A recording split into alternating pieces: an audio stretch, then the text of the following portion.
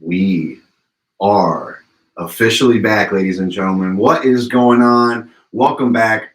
I am your host, Andrew Turner, and you're watching the Disarranged Talk Show, co-hosted by my good buddy, Matthew Gardner. Tonight, we're going to be talking about the Afghan Adjustment Act, the top current events going on around us, and all our external forces that sometimes control us from being the better person that we are. To better understand these topics, we're going to break down the Afghan Adjustment Act, also known as AAA, and no, it's not the car spot, to learn what the legislation truly means to our foreign counterparts. And we're going to be reviewing a letter that was submitted by 25 plus veteran organizations to the Senate. And as we continue tonight, Matt's going to present to the top current events that we've been hearing about. And to conclude our time together tonight, we're going to be talking about the last few months. We know that we've been absent. We haven't been streaming. We haven't been providing the show that we said we were going to, but there's all good reason for it. So in the meantime, I'd like to ask each and every one of you watching and joining with us tonight, if you've ever felt a time in your life where something was holding you back from being the very best. Matt and I would love to hear what you have to share with us when we get to that segment of the show.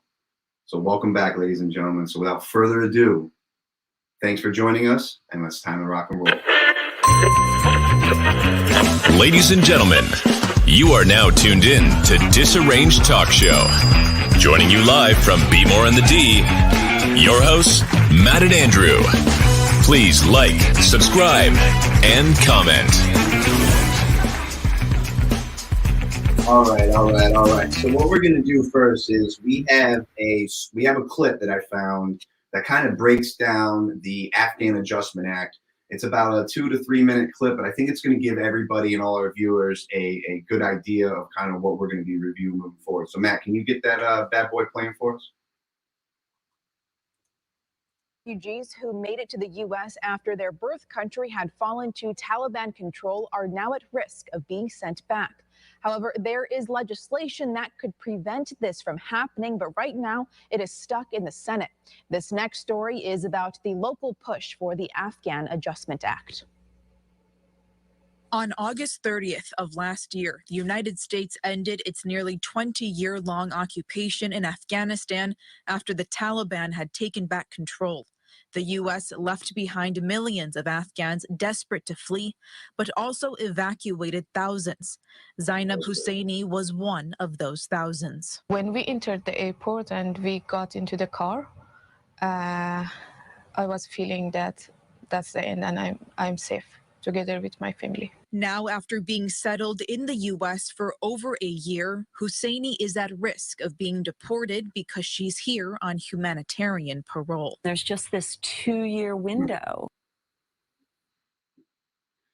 So there's a lot of information if we would continue down that path. But what I wanted to give a little bit of background, a little context of what's going on. A lot of people don't know that this is I guess would say a veteran issue. So right, yeah.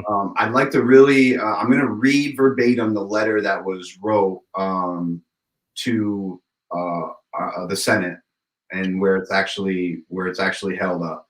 Okay. Let me see here. So again, this is the Afghan Adjustment Act. This was written to Speaker McCarthy, Leader Schumer, Leader Jeffries, and Leader McConnell. And I'm going to read it verbatim for you guys. Also, the letter and everything is going to be in the description down below. So if you want to check that out, if I missed something about it, go check it out. So the undersigned veterans and family members of the United States military write to you today to express strong support for the Afghan Adjustment Act and strong opposition to the ensuring American security and protection Afghan allies, which I believe is that 2-hour window that the lady at the end was talking about. Yeah. Pass the Afghan Adjustment Act. The Afghan Adjustment Act will provide a pathway to permanent residencies for Afghans who have granted humanitarian parole in the United States and creates a pathway for continued relocations for those who've been left behind. America's veterans have served Afghans for almost 2 decades, and we fought alongside of all of them, and we see that we saw their courage and dedication to our country. They risked their lives and helped us make significant contributions to our overall mission in Afghanistan. When the Taliban took back control of Afghanistan in 2021, many of the Afghan allies were left behind. Since then, veterans have had to carry the burden while Congress has delayed providing meaningful relief to these ongoing crises. The Afghan Adjustment Act would provide our Afghan allies with a safe haven in the United States, where they can rebuild their lives and continue to contribute to our very good country.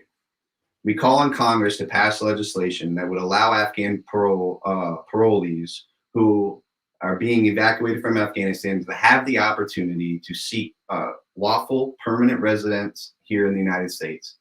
Under the act, eligible Afghans in need of protection would undergo the vetting process just like anything else.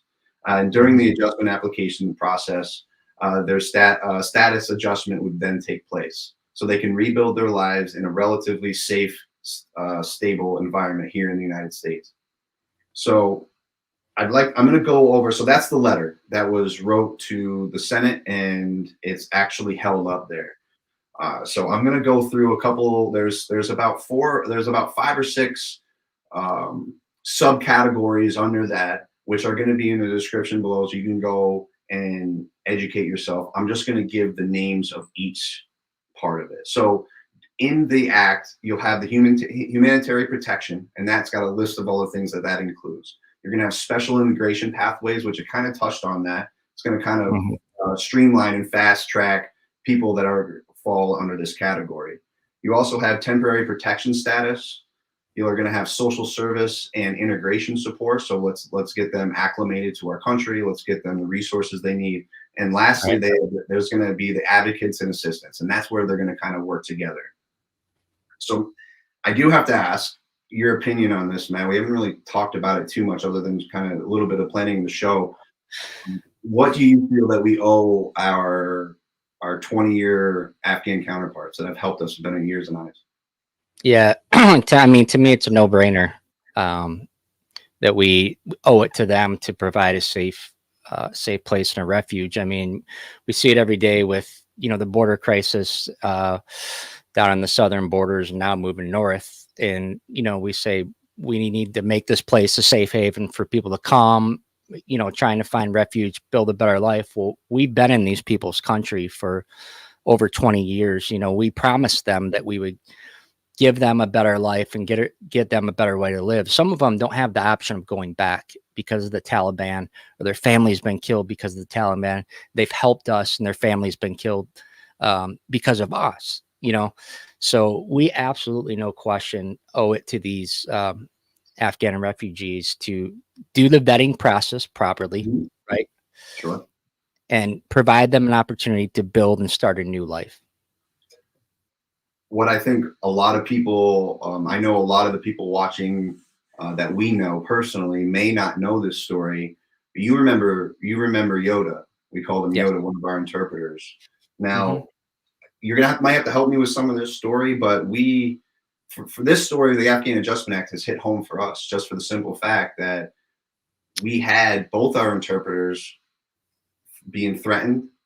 Yeah. And there was actually actions taken. Can you touch on what happened to Yoda? Because I think I might be getting two of the situations kind of mixed up. Yeah, I know Yoda, who is, and that's not his name. This is those.